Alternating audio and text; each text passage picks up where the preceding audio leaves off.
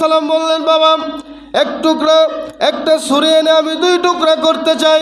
যখনই ছুরি আনা হলো, সন্তানটাকে 2 টুকরা করে 2 জনের কোলে সুলাইমান আলাইহিস সালাতু ওয়াস সালাম দিবেন।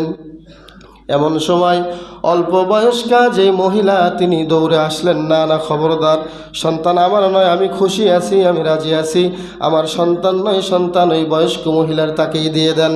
এবার সুলাইমান আলাইহিস সালাতু ওয়াস সালাম বললেন, না না মা, সন্তান আপনারই, আপনার সন্তান, আপনি নিজেই আজকে দৌড়ে আসছেন, সন্তানটাকে যেন আমি জবে না করি, জবে করার বাধা দেওয়ার জন্য আপনি জায়গায় আসলেন, এটা আমি বিশ্বাস করতে পেরেছি, এটা আমার বিশ্বাস।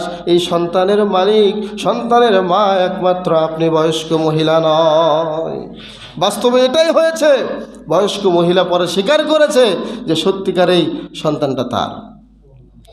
সম্মানিত উপস্থিতি মা ও বোনেরা যারা আছেন এবং মুসল্লিবৃন্দ যারা আছেন, তাহলে এই ঘটনা থেকে এখানে 2 জন একটি সন্তানকে নিয়ে আসার কারণ হলো তারা 2 জনের সাথেই 2টা সন্তান ছিল, কিন্তু বয়স্ক মহিলার সন্তানটা বাঘে খেয়ে ফেলছে। এই জন্য তাদের পাশে যে আরেকটা সন্তান ছিল, এই সন্তানটাকে নিয়ে 2 জনে দাবি করে বসছিল। বয়স্ক মহিলাটা মনে করেছিল যে আমি যেহেতু বয়সে বড়, আমার পক্ষে রায় দেবে। রায় সেই রকম পেয়েও গিয়েছিল বটে, কিন্তু সুলাইমান আলাইহিস সালাতু ওয়াস সালাম সঠিক বিচার করেছিলেন। বলেন সুবহানাল্লাহ। সেখান থেকেও স্পষ্ট বোঝা গেল যে সত্যিকারের কেমন হিকমত, কেমন ইলম আল্লাহ সুলাইমানকে দান করেছিলেন। সুবহানাল্লাহ। আল্লাহ রাব্বুল আলামিন